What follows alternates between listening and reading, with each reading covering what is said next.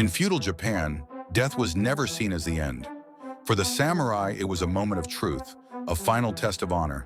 And in the quiet moments before facing death, many warriors did something unexpected. They picked up a brush and wrote a poem.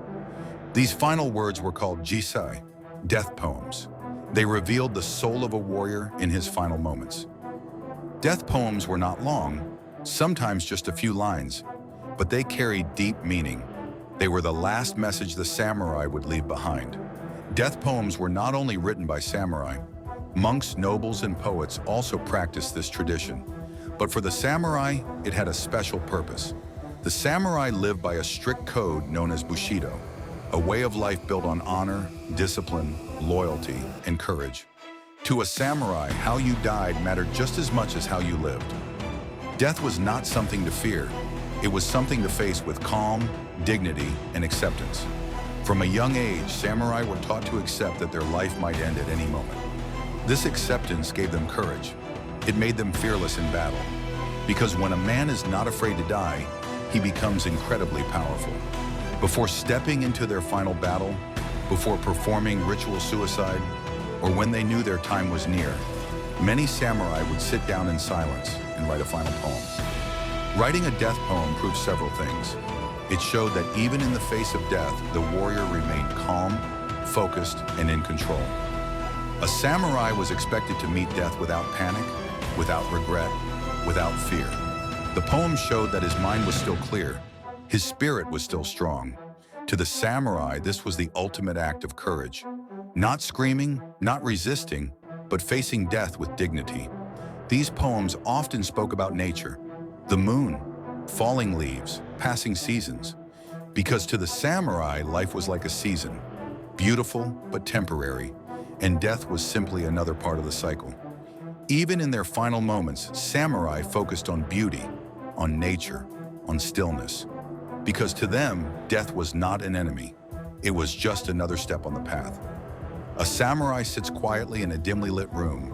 His armor rests nearby. His sword lies beside him. He knows what is coming. Perhaps tomorrow he will ride into battle. Perhaps he has been ordered to perform seppuku, ritual suicide to restore honor. Or perhaps he is wounded and knows he will not survive the night.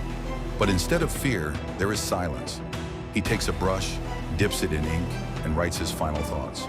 Not about war, not about enemies, but about life, about nature, about peace.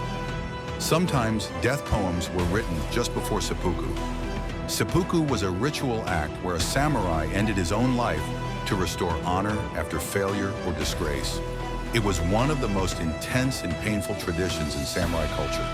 But even in those final moments, the samurai was expected to remain calm. Before the ritual began, he would write his death poem, his final expression, his last moment of control. The poem showed that his mind was steady, his spirit was unbroken. Many famous samurai left behind powerful final words. One famous death poem reads, "Like a dewdrop on a leaf, my life fades into the morning sun." In just a few words, the warrior accepts his fate.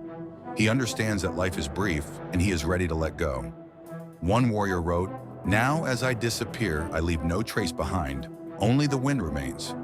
Another wrote, "The path I walk leads into the mist. I go without fear." These poems were simple, but they carried deep emotion. They showed acceptance, peace, and a deep understanding of life's temporary nature. What made this tradition so powerful was what it revealed about the samurai mindset. These were warriors who lived in a world of constant danger.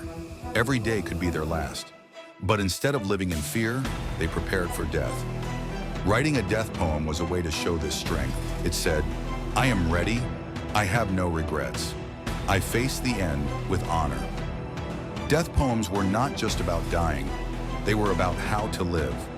They reminded people that life is short, that every moment matters, that honor, peace, and purpose are more important than fear.